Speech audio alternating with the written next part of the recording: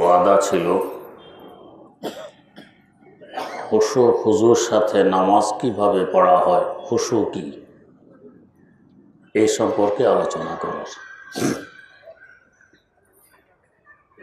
শব্দটি আমরা ব্যবহার করে থাকি, অহরহ শুনেও থাকি,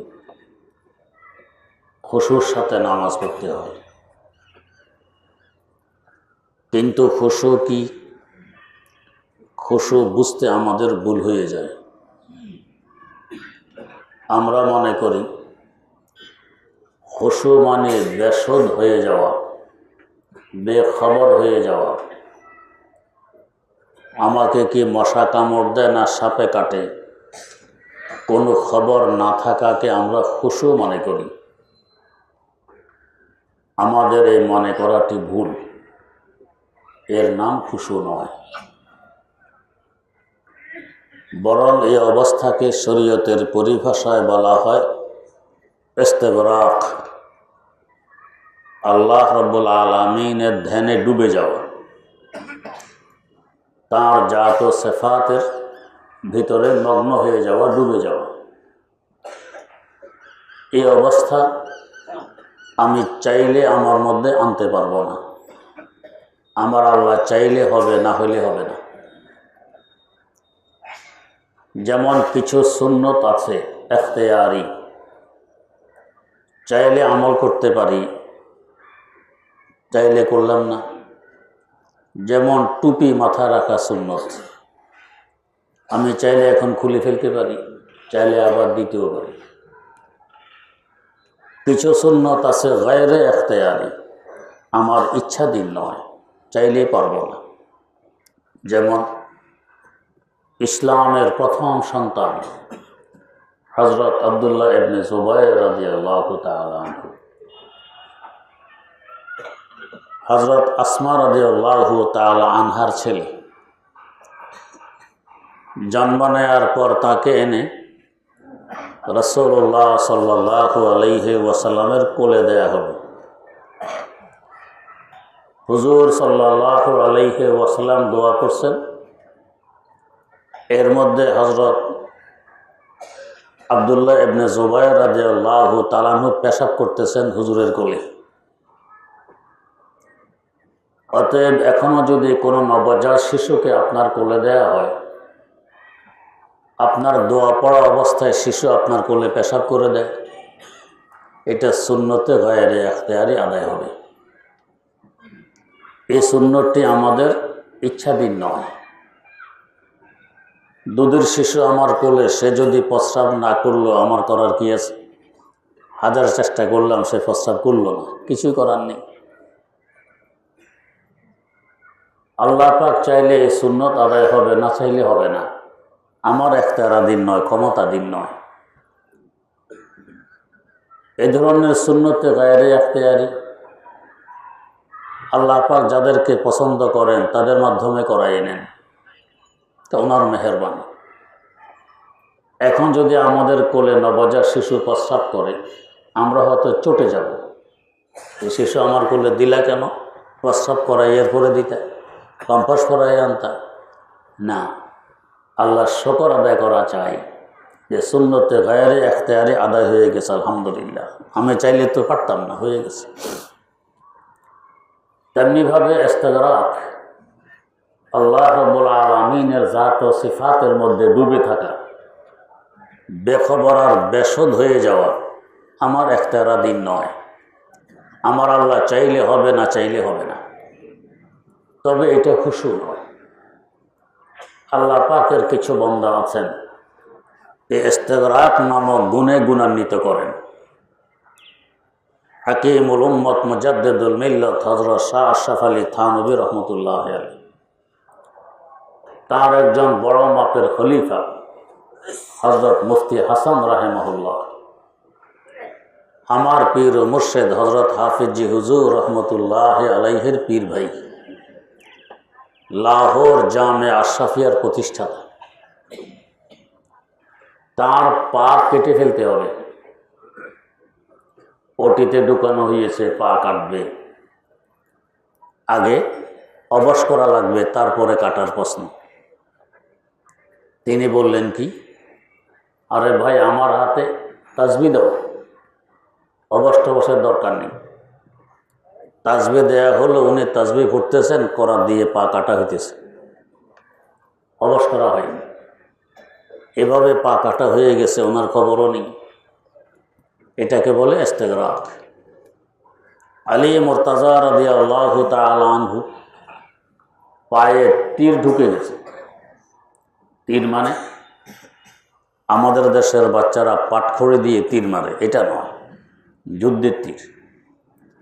মাথার মধ্যে লোহার পোনা, উল্টা দুইটি কাঁটা থাকে, ঢুকতে সহজে ঢোকে, বের হওয়ার সময় গোশত ছিঁড়ে তারপরে বের হয়, এমনি বের করা যায় না। তীর ঢুকে গেছে, বের করা যায় না। সবাই বলল অপেক্ষা করো, আলী যখন নামাজ শুরু করবে তখন বের করা যাবে। অন্যরাও জানে হজরতে আলীর নামাজ কেমন হয়। আলী মুর্তাজা রাদিয়াল্লাহু আনহু নামাজ শুরু করলেন, সাথীরা টেনে গোশত ছিঁড়ে তীর বের করে আনলেন, উনি নামাজে মগ্ন। নামাজ শেষ করে দেখলেন পায়ে তীর নেই। তো সাথীদেরকে জিজ্ঞেস করতেছেন, আমার পায়ে তো একটি তীরবিদ্ধ ছিল, তীরটি পড়ল কীভাবে? জনাব, তীর তো পড়েনি, আমরা টেনে বের করে এনেছি। উনি নামাজে আছেন, খবরও নেই টেনে তীর বের করা হচ্ছে। এটাকে বলে ইস্তেগরাক। আমার দাদা ওস্তাদ আল্লামা ইউসুফ বানুরি রাহিমাহুল্লাহ ওটিতে ঢুকানো হয়েছে, পেট কাটবে, অপারেশন করবে। যখন ইঞ্জেকশন প্রস্তুত করা হচ্ছে বেহুশ করার জন্য, জিজ্ঞেস করলেন ডাক্তারদেরকে, এই ইঞ্জেকশনের কি ক্রিয়া, কাজ কি? তো এটা যাকে ফুস করা হয় সে বেহুশ হয়। তো এই যে ইঞ্জেকশন প্রস্তুত করছো আমাকে ফুস করার জন্য? কই জি। তো কেন আমাকে এটা ফুস করবে? আপনার যে পেট কাটবো আগে তো বেহুশ করতে হবে, এই জন্য ইঞ্জেকশন। খবরদার, এই ইঞ্জেকশন আমাকে দিতে দেব না। তো হুজুর অপারেশন কীভাবে হবে? এমনি হবে। ব্যথায় তো হার্ট অ্যাটাক হবে, আপনি তো মরবেন। মরলে আমি মরবো, তোমরা তো মরবে না। ডাক্তাররা বুঝায়, হুজুর বুঝেন না, হুজুর বুঝেন, ডাক্তাররা বুঝেন। ডাক্তাররা ভাবতেছে মৌলবী বোধহয় বুদ্ধি শুদ্ধি কম, এ তো মরার বুদ্ধি। শেষমেশ বললেন, দেখো আমি আমার মাওলার কালামে পাক তেলাওয়াত শুরু করতেছি। তেলাওয়াত করতে করতে এক সময় আমার মধ্যে এই ধরনের কিছু চিহ্ন প্রকাশ হবে। এই চিহ্নগুলো পরিলক্ষিত হলে আমার পেট কাটবে, ইনশাআল্লাহ বেহুশ করতে হবে না। এ বলে তিনি তেলাওয়াত আরম্ভ করে দিলেন। অনেকক্ষণ যাবৎ তেলাওয়াতের পর ডাক্তারদেরকে লক্ষ্য করে বললেন, ডাক্তাররা কিছু বোঝো সোঝো না? হুজুর কি বুঝতেন? আমার তো এই চিহ্নগুলো কবে প্রকাশ হয়েছে, তোমরা এখন অপারেশন শুরু করতেছ না? ডাক্তাররা হাসতেছে আর বলতেছে, হুজুর অপারেশন তো কবে শেষ হয়ে গেছে। হুজুর তেলাওয়াতে মগ্ন। এর ভিতরে পেট কাটা হলো, রোগ বের করা হলো, সিলাই করা হলো, হুজুর এখনো তেলাওয়াতে আছেন, ভাবতেছেন এখনো এরা পেট কাটা শুরুই করেনি। এই অবস্থাকে বলা হয় ইস্তেগরাক, আল্লাহ রাব্বুল আলামিনের ধ্যানে ডুবে থাকা। এটা খুশু নয়। আর এই অবস্থা আমাদের এখতিয়ারাধীন নয়। আমার আল্লাহ চাইলে কাউকে দিবেন না, চাইলে দিবেন না। আমি চাইলে আমার মধ্যে আনয়ন করতে পারবো না। আমরা এটাকে খুশু মনে করে নিরাশ হয়ে যাই যে হুজুরা বলেন খুশু ছাড়া নামাজ পড়লে লাভ নেই। আমার তো এই অবস্থা হয় না, কামড় দেওয়া লাগে না, মশা আসার আগে আমি টের পাই মশা যে আসতেছে। আমার ডানে কে বাঁয়ে কে, পারলে পিছনে এক নজর তাকায় দেখি কে আসতেছে, পায়ের আওয়াজ শোনা যায়। তা আমার তো খুশু হয় না, তাহলে আর নামাজ পড়ে কি লাভ? নিরাশ হয়ে যায় না। এটা ইস্তেগরাক, এটা খুশু নয়। এটার জন্য আমরা মোকাল্লাফ নই, যেহেতু আমার এখতিয়ারাধীন নয়, এখতিয়ার বহির্ভূত কাজ। তাহলে খুশু কি? হাকিমুল উম্মত মুজাদ্দিদুল মিল্লাত হযরত শাহ আশরাফ আলী থানভী রাহমাতুল্লাহ আলাইহি আল ইবকার মধ্যে খুশু সম্পর্কে বিস্তারিত আলোচনা করেছেন। আল্লামা শামী রহমতুল্লাহ আলাইহি রদ্দুল মুহতার নামক কিতাবও আলোচনা করেছেন। খুশু ইস্তেগরাকের মতো এত কঠিন কিছু নয়, সহজ জিনিস। সেটা কি? আমি নামাজে দাঁড়াইয়ে যা কিছু পড়তেছি, সানা হোক, সূরা কেরাত হোক, তাসবিহ তাহলিল হোক, তাকবীর হোক, তাশাহুদ হোক, দুরূদ শরীফ হোক, যা কিছু পড়তেছি অন্তর দিয়ে পড়ব। একটা তো আছে সুইচ টিপ দিলাম, ফ্যান ঘুর আরম্ভ হয়ে গেছে। কি জন্য ঘুরতেছে এটা ফ্যান জানে না, যে বাতাস দেওয়ার জন্য না, ধুলাবালি দূর করার জন্য না, দুর্গন্ধ দূর করার জন্য, ফ্যান কিছুই জানে না। আমরা কিছুতে এমন আছি, বাস নিয়ত বানলাম, ফ্যান ঘুরার মতো জবান চলতেছে, কি জন্য পড়ি কি পড়ি কোনো খবর নেই। এটা নয়। হযরত হাকিমুল উম্মত লেখেন, এক কোম্পানি বিভিন্ন ওয়ার্কার কাজ করে, তো দুপুরে জোহরের জন্য ছুটি দেয়, ব্রিটিশ আমলের কথা। তো কিছু লোকজন আছে এরা নামাজি, নাস্তা করা লাগে, এরপরে উজু লাগে, ইস্তেঞ্জা লাগে, তারপরে নামাজ পড়ে, একটু দেরি হয়। যারা বেনামাজে দৌড়িয়ে নাস্তা খেয়ে আবার চলে আসে কারখানায়। তো কারখানার মালিক খ্রিস্টান, তো জিজ্ঞেস করতেছে, তোমরা তাড়াতাড়ি আসো, ওরা দেরিতে আসে, এ ব্যবধান কেন? তো যারা বেনামাজেরা জবাব দেয়, আমাদের বাপদাদা 14 গোষ্ঠী সব নামাজে, আমরা নামাজ পড়ি, নামাজের ট্রেনিং আছে, এই জন্য আমাদের তাড়াতাড়ি হয়ে যায়, যেহেতু ট্রেনিং আছে। আর এর নতুন নামাজি, ট্রেনিং নেই, কেউ নামাজ পড়তো না, এই জন্য নামাজ পড়তে দেরি হয়, আসলে মোটেই পড়ে না। তো মালিককে ধোকা দেয়, আমাদের নামাজের ট্রেনিং আছে, তাড়াতাড়ি হয়ে যায়। আমাদেরও নামাজের ট্রেনিং আছে, তাড়াতাড়ি হয়ে যায়। কি পড়ি কি না পড়ি না, আমি যা কিছু পড়ি অন্তর দিয়ে পড়ব। 2 নম্বর, যা কিছু পড়ি সঠিক উচ্চারণে পড়ব। এখন উচ্চারণ এত দ্রুত পড়তেছি, কিসের উচ্চারণ কিসের কি না, সঠিক উচ্চারণে পড়ব। 3 নম্বর, যা কিছু পড়তেছি নিজ কানে তার আওয়াজ পৌঁছবে, নিজ কানে শুনব। আমরা অনেকে আছি ঠোঁট বন্ধ, ভিতরে ভিতরে পড়তেছি, এটা পড়া হয় না, এভাবে নামাজ হবে না। পড়তে হলে ঠোঁট নড়তে হবে, জিহ্বা নড়তে হবে। মনে মনে জপা এক জিনিস আর বলা আরেক জিনিস। তো নামাজে কেরাত পড়া ফরজ। কেরাত কাকে বলে? যেটা পড়া হয় তাকে বলে কেরাত। 2 ঠোঁট বন্ধ করে বসে থাকলে এটাকে কেরাত বলে। বিভিন্ন মাহফিলে কারি সাহেবরা কেরাত পড়ে, মাইক সামনে দিয়ে কারি সাহেব ঠোঁট বন্ধ বসে আছে, কেউ বলবে কেরাত পড়ছে? বলবে চুপ বসে আছেন, কেরাত পড়তেছে না। তো নামাজে কেরাত পড়া ফরজ, ঠোঁট নাড়তে হবে, জিহ্বা নাড়তে হবে, আওয়াজ আমার কানে পৌঁছবে। তো আমি কি পড়তেছি অন্তর দিয়ে পড়ব, কি পড়তেছি সঠিক উচ্চারণ আমার মুখে হবে, কি পড়তেছি আওয়াজ আমার কানে পৌঁছবে। এই 3 কাজ যদি আমি করতে পারি, এটা হলো খুশুর সাথে নামাজ পড়া। আগে ইস্তেগরাককে খুশু মনে করে নিরাশ হয়ে গিয়েছিলাম, আমার তো এই অবস্থা হয় না, আমার তো নামাজ হবে না। না, এখন তো আশার আলো দেখতেছি, খুশু এত কঠিন নয়। অন্তর দিয়ে পড়ব, সঠিক উচ্চারণে পড়ব, পড়ার আওয়াজ নিজ কানে পৌঁছাবো, নিজ কানে শুনব। এই 3 কাজ করে যদি নামাজ পড়ি, এটা খুশুর সাথে নামাজ পড়া। এই অবস্থায় নামাজ পড়লে এটা হলো বাস্তবে নামাজ। এর ব্যতিক্রম যদি ঘটে, তাহলে আগের যে অবস্থা, পরের সেই অবস্থায় কোনো পরিবর্তন আমার মধ্যে আসবে না। আল্লাহ পাক কোরআনে কারিমে বলেন, ইন্নাস সালাতা তানহা আনিল ফাহশাই ওয়াল মুনকার। নিঃসন্দেহে নামাজ অশ্লীল ও অবৈধ কাজ থেকে নামাজি বান্দাকে বিরত রাখে। আমরা দেখি নামাজে পড়ে ঘুষও খায়, নামাজে পড়ে সুদও খায়, নামাজে পড়ে বেপরদা চলে, নামাজে পড়ে চাঁদাবাজিও করে, নামাজে পড়ে জুলুমও করে। তুই ফিরাইল না কেন? ফিরাইল না এই জন্য যে যেভাবে পড়া দরকার এভাবে পড়িনি। খুশু নাই আমার মধ্যে, অন্তর দিয়ে পড়ি নেই, সঠিক উচ্চারণে পড়ি নেই, আমার পড়ার আওয়াজ নিজ কানে পৌঁছে নেই। তো নামাজ আমাকে কিভাবে ফিরাবে? এই 3 কাজ যদি আমি করতে পারি, তাহলে ইনশাআল্লাহ এই নামাজ হবে, আমাকে অবৈধ অশ্লীল কাজ থেকে বিরত রাখবে। এই বান্দার চেহারা আর বেনামাজের চেহারার মধ্যে ব্যবধান দেখা দিবে, একরকম লাগবে না। নামাজি বান্দার চেহারা দেখলে বুঝে আসে এটা নামাজি, বেনামাজের চেহারা দেখলে বুঝে আসে এটা বেনামাজি, নামাজ পড়ে না।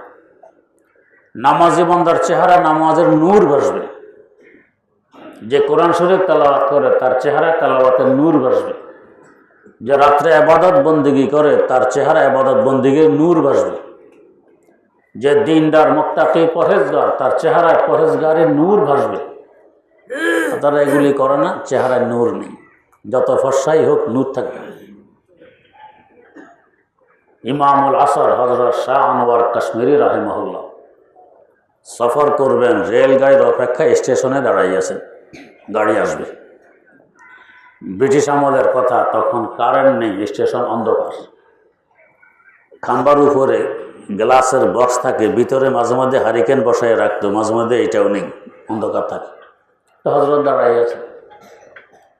আকাবের দেওবন কেয়া থে এই কিতাবে উল্লেখ আছে ঘটনাটি। একজন হিন্দু ভদ্রলোক হারিকেন হাতে পাশ দিয়ে যাচ্ছে। এখন তো অনেকে হারিকেন চিনবেও না, হারিকেন কি। তো যাওয়ার সময় দেখে একজন লোক দাঁড়াই আছে, চেহারার দিকে হারিকেন তুলে তাকাইলে লোকটাকে চিনে কিনে। সাধারণ আমরা কারো কাছ দিয়ে যাওয়ার সময় কৌতূহল হয়, চিনে কিনে দেখি। চেহারার দিকে তাকাইয়ে হারিকেন মাটিতে রেখে বলতেছে, মৌলভী মুঝে মুসলমান বানা দিজি, মৌলভী সাহেব আমাকে মুসলমান বানাই দেন। হযরত তার হাত ধরে কলমা পড়াই মুসলমান বানাই দিয়েছে।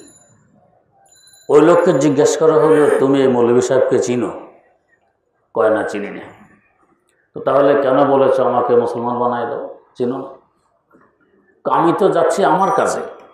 লোকটি দাঁড়াই আছে, চিনি কিনা কৌতূহল হইল, হারিকেন তুলে চেহারার দিকে তাকাইলাম, দেখি তার চেহারা এমন নূর, এমন নূরানি চেহারা, যে ধর্মটা সঠিক নয়, আল্লাহর দৃষ্টিতে বৈধ নয়, অবৈধ ধর্মাবলম্বীর চেহারা এরকম নূর থাকতে পারে না। নিশ্চয় সে যে ধর্ম মানে এই ধর্মটা সঠিক ধর্ম, এটা হক। চেহারা বলতেছে এটা ইসলাম ধর্ম, তাই বলছে আমাকে মুসলমান বানাই দেন। চেহারার নূর কেন? নামাজ ওইভাবে হয়, তাকওয়া পরহেজগারি ওইভাবে হয়, রাতের ইবাদত ওইভাবে হয়, তার নূর চেহারায় বাসে। শাইখুল হাদিস আল্লামা জাকারিয়া রহমতুল্লাহ, যার লিখিত ফাজাইলে আমাল, দুনিয়ার লক্ষ লক্ষ মসজিদে তালিম হয় ফাজাইলে আমাল। হযরতের আরো বহু কিতাব আছে, বড় মুআত্তা ইমাম মালিকের ব্যাখ্যা লিখেছেন আরবি ভাষায় 20 খণ্ডে। মালিকি মযহাবের এক বড় আলেম বলতেছেন, এই বুজুর্গ নিজে লিখেছেন আমি হানফি, যদি একথা না লিখতেন আমরা বুঝতাম ইনি মালিকি মযহাবের মস্ত বড় আলেম। এমন এমন সূক্ষ্ম সূক্ষ্ম মাসাল আসে এখানে হল করে দিয়েছে, সিদ্ধান্ত দিয়েছে যে আমরাও হিমশিম খাই, এগুলো সিদ্ধান্ত কি হবে।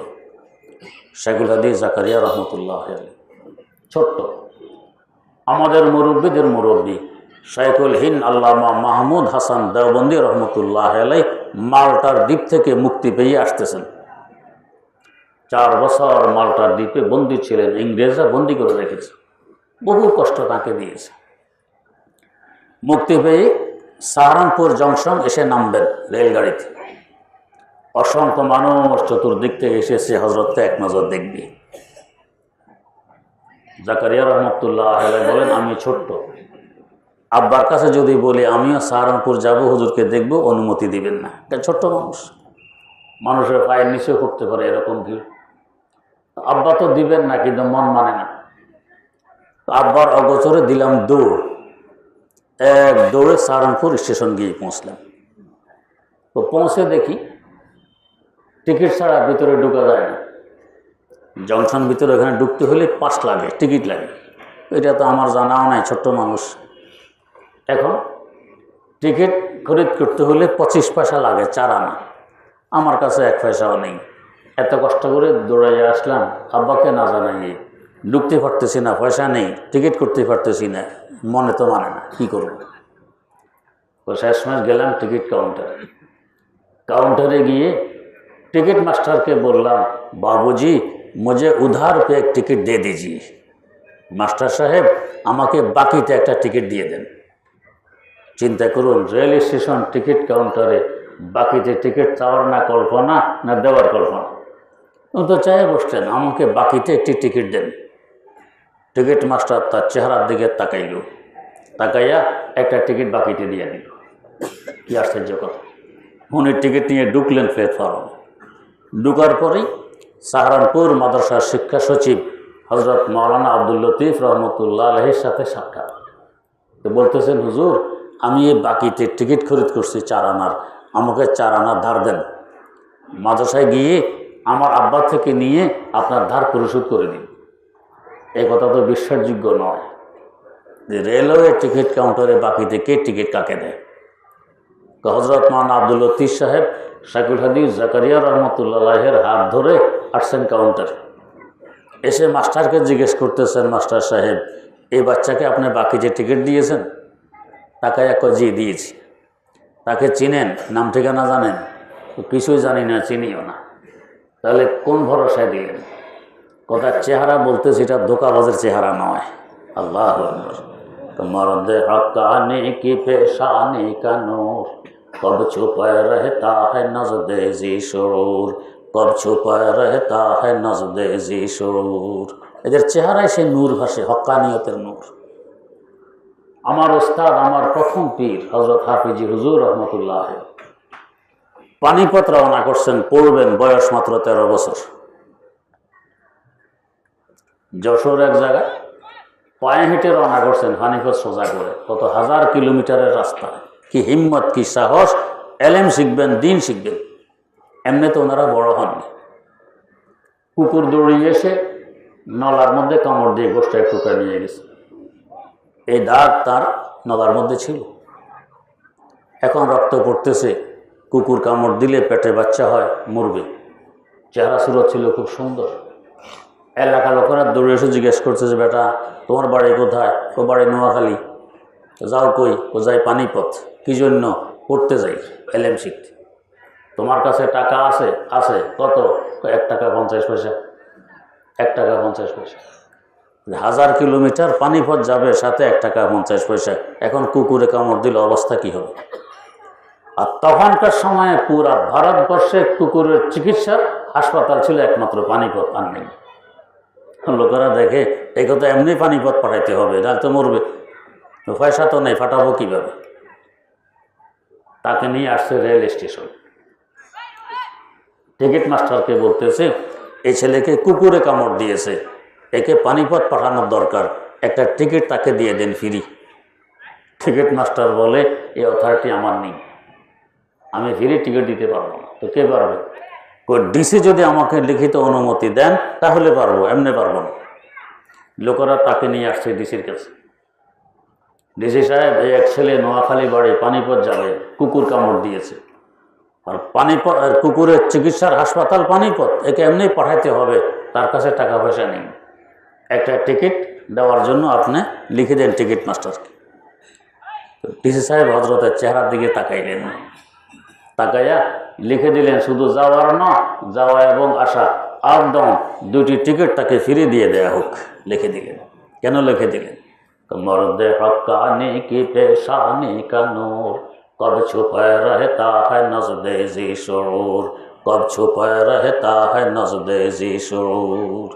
এদের চেহারায় তো সে নূর ভাসে। তো মাদরজাত অলি, আল্লাহর অলি হয়ে জন্ম নিয়েছে, চেহারায়।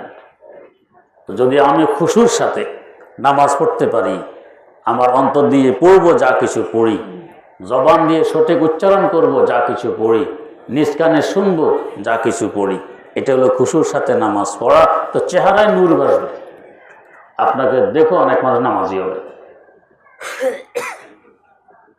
হজরত মঈনুদ্দিন আজমিরি রহমতুল্লাহ আলাই এক জায়গা থেকে আরেক জায়গায় যাবেন, হিন্দুরাও সংবাদ পেলে হুজুরের রাস্তা দিয়ে যাবেন, 2 ধারে লাইন ধরে দাঁড়াই আছে, হজরত আজমিরি যাবেন এখান দিয়ে, তাকে এক নজর দেখবে। হজরত যাচ্ছেন, যার সামনে যান তার চেহারা দেখে এরা পড়ে নেয়, লা ইলাহা ইল্লাল্লাহু মুহাম্মাদুর রাসূলুল্লাহ। হজরত ওয়াজ করতেছেন না, দাওয়াত দিতেছেন না, এমনি মুসলমান হইতেছে। কারণটা কি? মর্দে হক্কানি কি পেশানি কা নূর, মর্দে হক্কানি কি পেশানি কা নূর, কব ছুপে রহতা হ্যায় নজদে জি শুরুর, চেহারা সাক্ষী দিতেছে এই নূরানি চেহারাধারী লোকটা ভণ্ড হইতে পারে না। এই নূরানি চেহারাধারী লোকটা এমন ধর্মাবলম্বী হবে যে ধর্মটা হক এবং সত্য, না হক আর অসত্য ধর্মাবলম্বীর চেহারা এরকম নূরানি হইতে পারে। এদের চেহারা দেখলে মানুষ হেদায়েত পায়। তো নামাজ যদি আমি খুশুর সাথে পড়ি তো এইটা নামাজ হয়। এই নামাজ আমার চেহারায় নূর আনয়ন করে দিবে, আমার চেহারায় বলবে এই লোকটা নামাজি। এই খুশুর সাথে নামাজ হলো আসল নামাজ। এই নামাজ আমাকে বিরত রাখবে অশ্লীল অবৈধ কাজ থেকে। ইন্নাস সালাতা তানহা আনিল ফাহশাই ওয়াল মুনকার ওয়া লাযিকরুল্লাহি আকবার।